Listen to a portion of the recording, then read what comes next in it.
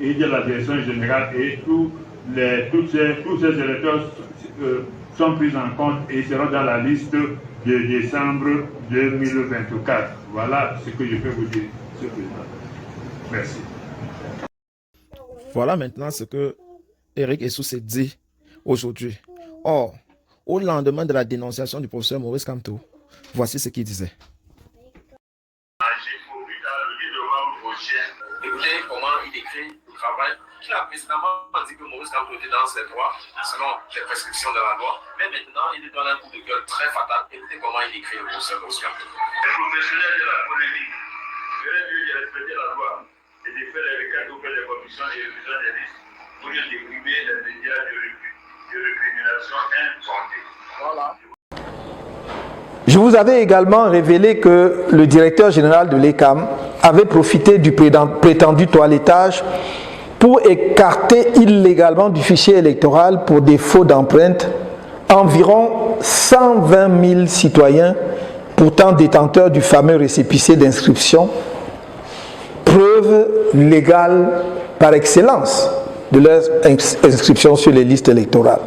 Comment peut-il se permettre de priver ainsi un si grand nombre de Camerounais de leurs droits civils et politiques fondamentaux?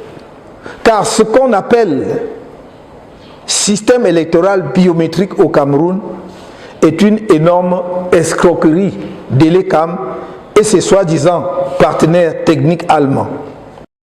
Alors, dans cette vidéo, le professeur Maurice Kamto parle comme quelqu'un qui sait exactement ce qu'il se passe. On a le droit de se demander, mais qui fournit autant d'informations secrètes au professeur Maurice Kamto? N'est-il pas finalement un agent secret, ou bien comment est-ce qu'il fait pour avoir autant de précision dans ses dénonciations? Eh bien, ne te gêne pas. À la suite de cette vidéo, je vais te dire de quoi il est réellement question. Qui a coûté près de 8 milliards de francs à notre pays. Le vote n'étant pas biométrique, on se demande à quoi pourraient bien servir les empreintes digitales dans un vote manuel fondé sur l'identification du votant dont l'ECAM détient une copie de la carte nationale d'identité ainsi que sa photo et qui le jour du vote se fait identifier par la dite carte nationale d'identité et le récépissé d'inscription délivré par l'ECAM. Je tiens à rappeler que depuis l'adoption du code électoral en 2012 et l'adoption de la fausse biométrie dans notre pays, c'est bien la première fois qu'on écarte des citoyens régulièrement inscrits sur les listes électorales pour défaut d'empreinte digitale. Et puis, à qui la faute? N'est-ce pas l'ECAM qui délivre les récépissés d'inscription et, ce faisant, donne les assurances aux citoyens qu'il est effectivement inscrit? Directeur général de l'ECAM, et à tous ceux qui veulent blaguer avec les voix, les choix des Camerounais en 2025 et après. 5 petites choses à leur dire d'abord ce matin. La première chose à rappeler à ces aînés est la loi de l'irréversibilité de la libération des nations et des peuples. Elle est une excroissance de la dynamique des nations. Les nations et les peuples finissent toujours par se défaire des pouvoirs encombrants, des pouvoirs qui oppriment et répriment. Le Cameroun n'échappera pas à cette loi, il ne fera pas exception.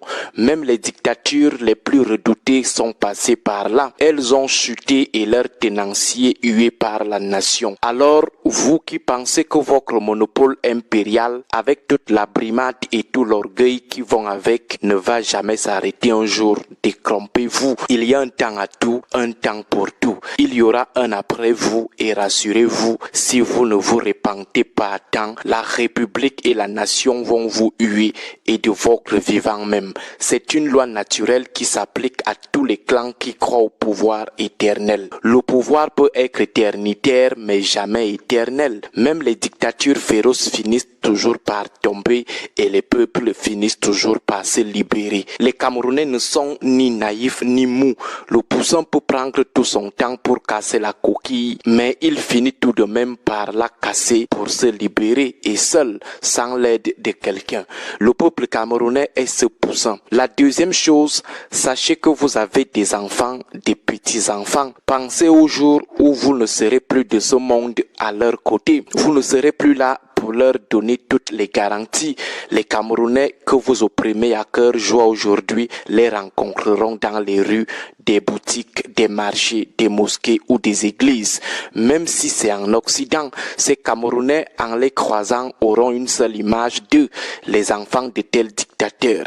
Ils porteront ces préjugés et le mépris qui va avec toute une éternité, pourtant des innocents. Ils n'auront plus des milliards de papas, des pouvoirs de papa, des grosses voitures et des villas de papa, parce que la loi de l'irréversibilité de la libération des nations, qui passe aussi par la justice et la réparation avant toute réconciliation, aura eu raison des héritages mal acquis. Les fils de plusieurs barons Solaire Ahidjo et même Solaire Biya connaissent déjà un peu la violence de cette loi. Ils portent aujourd'hui les stigmates et les conséquences désagréables de cette réalité. Ne pensez donc pas seulement à vous, pensez aussi au pécrin dans lequel vous êtes en train de laisser la jeune génération. Parce que dans vos têtes, vous vous dites que vous êtes déjà vieux, vous avez déjà eu le temps de bien jouir même, vous n'avez plus rien à perdre, rien à gagner, personne ne viendra plus vous enlever la belle vie déjà consommée, personne ne viendra vous enlever les 70 ans, 90 ans de haute jouissance illicite, mais pensez ne serait-ce qu'à vos enfants, pensez à vos petits-enfants qui resteront avec leurs frères et sœurs que vous opprimez violemment aujourd'hui, chers aînés. La troisième chose, c'est que la responsabilité est individuelle, la responsabilité historique, la responsabilité pénale, la responsabilité civile, c'est toujours individuel. Comme vous chantez le nom du Biya partout, c'est comme ça que vous pensez qu'un jour, lorsque la loi de l'irréversibilité de la libération des nations et des peuples va s'appliquer, vous ferez comme certains caciques du régime Mobutu qui, après la chute de l'homme, ont commencé à jeter toute la responsabilité, toute la culpabilité sur lui pour se dédouaner. C'est ce que vous comptez aussi faire, jeter tout le moment venu sur le seul Biya, s'il n'est plus là pour se défendre, raconter comment vous agissiez sous hautes instructions, comment vous aviez les mains liées. Non, ça ne passe jamais et ça ne passera pas au Cameroun. Personne ne nous dira le moment venu que c'est Biya qui vous imposait les choix. Tout le monde maîtrise vos ailes individuelles. Tout le monde sait que chacun de vous se bat souverainement pour opprimer à son niveau le peuple et le spolier, parce que ce système de pillage et de brutalité vous procure des bénéfices individuels. La responsabilité est donc individuelle. Même après la mort, elle est toujours prise en compte. Vous ne jeterez pas Biya seul en pâture. C'est aussi une autre conséquence de la loi de l'irréversibilité. Nous vous observons tous et nous savons qui fait quoi. La quatrième chose, c'est la loi de l'obstruction des circuits conventionnels. Retenez ceci, lorsque les circuits conventionnels sont obstrués par instinct de survie, les circuits non conventionnels deviennent davantage une alternative, voire une urgence. Lorsque vous fermez la voie des urnes, vous ouvrez automatiquement d'autres voies. Lorsque vous bloquez hermétiquement les voies d'expression démocratique, l'option des voies antidémocratiques devient une alternative. Si vous refusez à votre enfant d'avoir convenablement accès à la nourriture pour sa survie, il va soit voler, soit utiliser d'autres moyens. Cinquième et dernière chose, retenez que le Cameroun d'aujourd'hui n'est plus le Cameroun d'avant. Vous ne pouvez plus reproduire impunément vos brimades d'avant. La crise anglophone dont nous regrettons aujourd'hui les plus de 6000 morts en moins de 5 ans selon le rapport 2022 d'International Crisis Group devrait vous servir d'exemple. Qui d'entre vous, du haut de son orgueil, pouvait l'imaginer? imaginé, même en septembre 2016. Pourtant, à cette époque, dans les radios de Yaoundé, nous attirions déjà aussi votre attention. Bref, ne vous fiez plus à la passivité des Camerounais qui n'est qu'apparente. Elle nous ressemble beaucoup plus à une circonstance atténuante qui attendrait juste un attentat de Sarajevo pour s'évaporer. Monsieur le directeur général de l'ECAM, ne faites pas partie de ceux qui offriront cet attentat de Sarajevo ou cette immolation de Bouazizi en Algérie. C'est le crisologue spécialiste des crises politiques et sécuritaires qui parle. Nous sommes allés aussi à l'école pour ça, et ce au profit du bien-être de notre peuple et de notre nation. Prévenir vaut mieux que guérir. À demain pour la suite des...